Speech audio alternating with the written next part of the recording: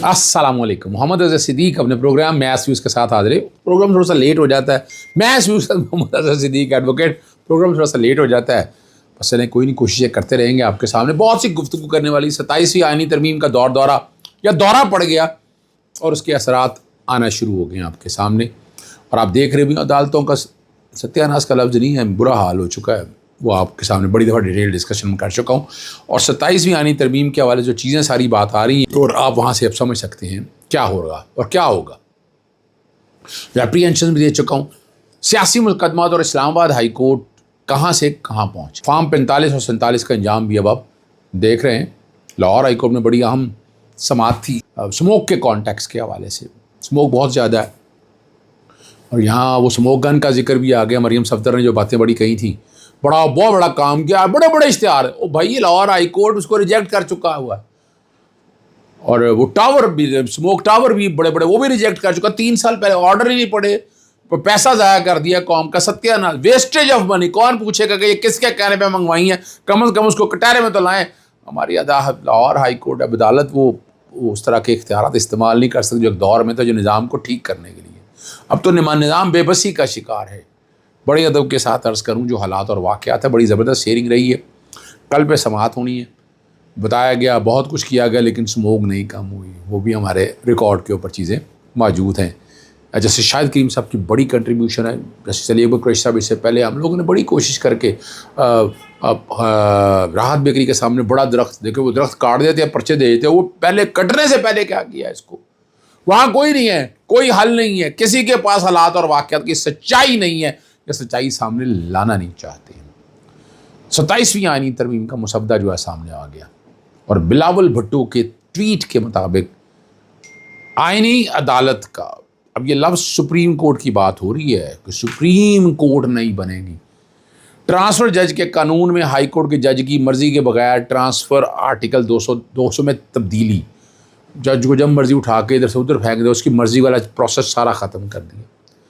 NFC share में protection ख़त्म करने का, आर्टिकल 243 में तब्दीली, तालीम और आबादी के प्लानिंग की मरकज़ को वापसी।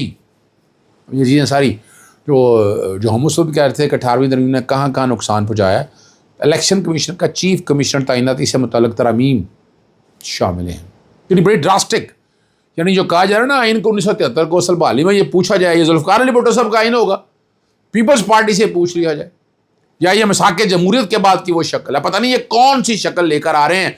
और वकला बरादरी तो पसंद नहीं करती है। इलेक्शन जितने मर्जी हो जाए, फॉर्म 45 और 47 वहाँ चल रहा है, आपको अंदाज़ा हो जाएगा। बार कौंसल के इलेक्शन के फ़ौरन बाद अब 27वीं तरमीम का, मैंने उस वक्त भी कहा था कि मुसद्दा सामने आ जाएगा। कामरान मुर्तज़ा साहब ने भी कहा था, और पीर वाले दिन आपने सारा देख लिया। और हम ये सारी चीज़ें जो देख रहे हैं, वहीं से अंदाज़ा लगा लीजिए। मुकम्मल तैयारी कर ली गई है। इस्लामाबाद हाई कोर्ट के जजेस को वहाँ से उठा कर किसी और जगह पर लगाना, ये भी समझ में आ गया। और पीपल्स पार्टी ने सेंट्रल एग्जीक्यूटिव कमेटी के इजलास तक का वक्त मांग लिया है। जनाब आला, इस तरमीम को अगलाना भी चाहते हैं ना, तो अवाम की राय लें, वकला की राय लें, सिविल सोसाइटी की, बाकी सब लोगों की डिटेल डिस्कशन हो, डेलिब्रेशन हो इसके ऊपर। फिर उसमें मुजावजा तरमीम आए, उसमें फिर चीज़ें आगे की तरफ जाएँ, तो उसके नतीजे आपको बहुत अच्छे मिलेंगे अगर आप उस तरीके से चलना चाहेंगे। अगर आप इस तरीके से चलना चाहेंगे, ये अपनी जगह बात है, लेकिन अगर आप उस तरीके से चलना जाएंगे तो आपको नतीजे बहुत बेहतर मिलेंगे, ये याद रखिएगा आप। सुप्रीम कोर्ट का हुक्म इम्तनाई आपको याद है, इस्लामाबाद हाई कोर्ट में ज़ेर समाअत ऑडियो लीक्स केस अपने इख्तिताम के करीब पहुँच गया।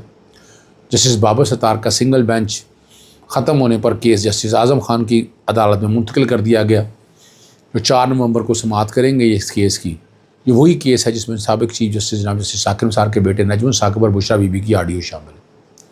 और ज़राए के मुताबिक जो बता रहे हैं जस्टिस सरफराज मोहम्मद डोगर ने कि हिकमत अमली के तहत हसास मुकदमात को अपने जजेस के पास, यानी अपने जज से मुराद है जजेस के पास भिजवाना शुरू कर दिया, जो हुकूमत के करीब समझे जाते हैं, ताकि आज़ाद जजेस के फैसलों का असर महदूद हो सके।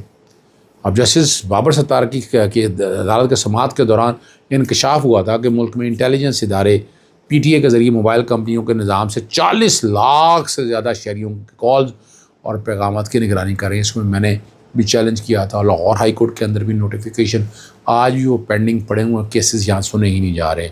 जस्टिस बाबर सत्तार और दबाव के बावजूद उन्होंने कार्रवाई जारी रखी تو کیس سپریم کورٹ لے آ گیا، جہاں 10 منٹ کی سماعت کے بعد جو ہے نا حکم امتناعی جاری کر دیا گیا، اور 1 سال کا عرصہ گزرنے کے باوجود مقدمہ دوبارہ مقرر نہیں ہوا۔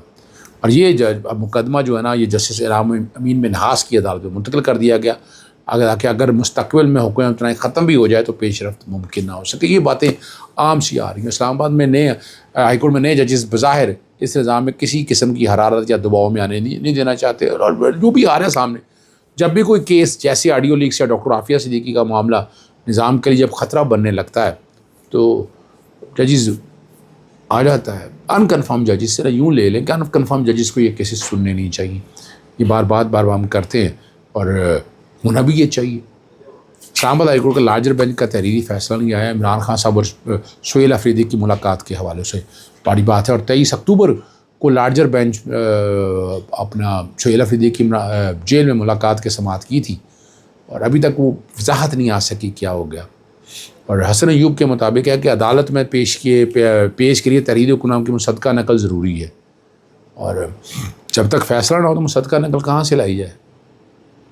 اور احسن مون صاحب کہتے ہیں کہ نظام انصاف میں اس تاخیر کے خاتمے کے لیے اب عدالتی انقلاب ناگزیر ہو چکا۔ پتہ نہیں کون سا عدالتی انقلاب کی بات کرتے ہیں، ہم یہ ساری باتیں سنتے ہیں اور ساری باتیں ہمارے آپ لوگوں کے سامنے آئی جج ہمایوں دلاور کے خلاف سوشل میڈیا کی مہم آپ کو یاد ہوگا، پس منظر میں director anti corruption Khyber Pakhtunkhwa صدیق انجم عبوری ضمانت درخواست جو ہے نا وہ جناب جسٹس راجہ انعام امین منہاس کے کیس سننے سے معذرت کر لی، اور ان کا کہنا ہے کہ اس درخواست گزار کے مقدمے میں پہلے کی اخراج مقدمہ کا فیصلہ دے چکے ہیں، اس لیے مزید سماعت نہیں کر سکتے، اور دوسری عدالت میں منتقل کرنے کا چیف جسٹس صاحب کو فائل انہوں نے بھجوا دی ہے۔ اچھا یہاں ذرا پیرامیٹر بڑا ایسے کہتے ہیں کہ میں نے اپنا ذہن پہلے دے دیا ہے اخراج مقدمہ کے حوالے سے، تو بیل پہ بھی یہ دیکھیں یہ ایک اچھا ٹرینڈ ہے، ون مسٹ ایڈمٹ ججز کا جو اپنا طریقہ کار ہے، اگر یہ پیرامیٹر ایسے ہیں کہ جن پیرامیٹر سے آپ پیچھے نہیں ہٹ سکتے، اور پیچھے ہٹنا بھی نہیں چاہیے۔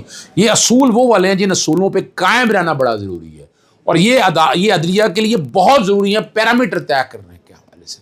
سوشل میڈیا بڑی ڈبیٹیں چل رہی ہیں اور سارا بہت کچھ باتیں ہو رہی ہیں کہ کون کس کے ساتھ ہے کس کے ساتھ نہیں ہے، نظام انصاف پہ سوال بہت ہیں۔ باقی نارمل جو ہے نا کوئی بڑا وکیل یا چھوٹے وکیل کے حوالے سے نہیں، جتنے کو جیل میں رکھنا ہے، جتنے دن ضمانت دینی ہے وہی پروسیس ہو رہا ہے، چاہے بڑا وکیل جائے یا چھوٹا وکیل جائے۔ تو یہ والا جو مائنڈ اس سیٹ سے نکلیں، اس مائنڈ سیٹ سے نکلیں، آپ ان چیزوں کو اسی سمت کی طرف لے کر جائیں تاکہ آپ کو سمجھ آ سکے کہ حالات اور واقعات کیا ہیں۔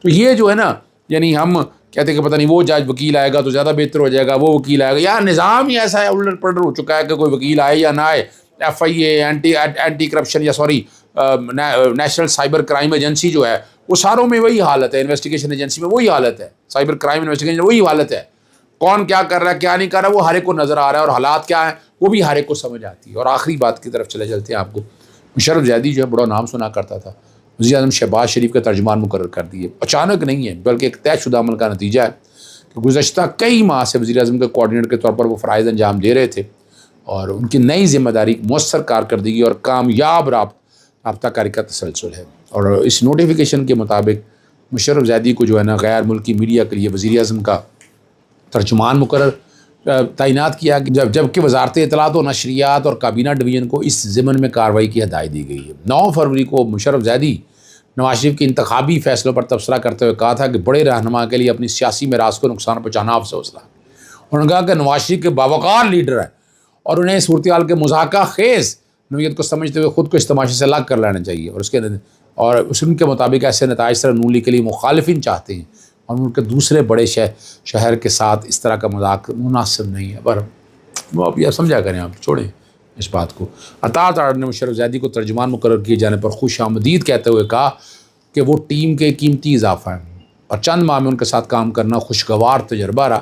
اور مشرف زیدی حالیہ پروگرام میں کہا تھا کہ جنرل آصف غفور، جنرل باجوہ اور جنرل فیاض امین نے ایک پوری نسل کو عمران خان کے ہاتھوں تباہ ہونے دیا، اور صحافیوں کو راولپنڈی بلا کر بیانیہ دیا گیا اور چور ڈاکو کہنے کی تربیت دی گئی، جو ایک ہفتے نہیں بلکہ 12 سال کے لیے طویل عمل کر دیا۔ اب یہ مشرف زیدی کا اس طرح کی باتیں کرنا دکھ اور افسوس کا مقام ہے، یعنی حیرانگی کی بات ہے۔ کیا چور ڈاکو نہیں تھے سارے؟ یار چھوڑیں اس باتوں کو بیٹھ کر۔ مشرف زیدی صاحب آپ نے اپنی ساکھ ہی ستیہ ناش کر لی، یعنی کیا ساکھ رہ گئی آپ کی؟ کیا رہ گیا وجود آپ کے پاس؟ کیا باتیں رہ گئی آپ کے پاس؟ کچھ نہیں رہ گیا آپ کے پاس، آپ صرف باتیں ہی رہ گئی ہیں، وہی باتیں لے کر آپ پھرتے رہیے گا ذکر کرتی رہیے گا لیکن سمجھ آپ کو پھر بھی نہیں آنی. سمجھنا بہت ضروری ہے. آگے حالات کیسے لے کے جانے ہیں یہ فیصلہ کیجئے گا. ملک کے ساتھ سنسیئر ہونا ہر ایک کا کام ہے لیکن قول و فعل میں تضاد نہیں ہونا چاہیے. قول و فعل میں تضاد انسان کی تباہی اور بربادی کی نشانی ہے. اس سے بچنا ہماری بھی ذمہ داری ہے, آپ کی بھی ذمہ داری ہے. اجازت چاہتا ہوں. السلام علیکم. اللہ حافظ. پاکستان زندہ باد.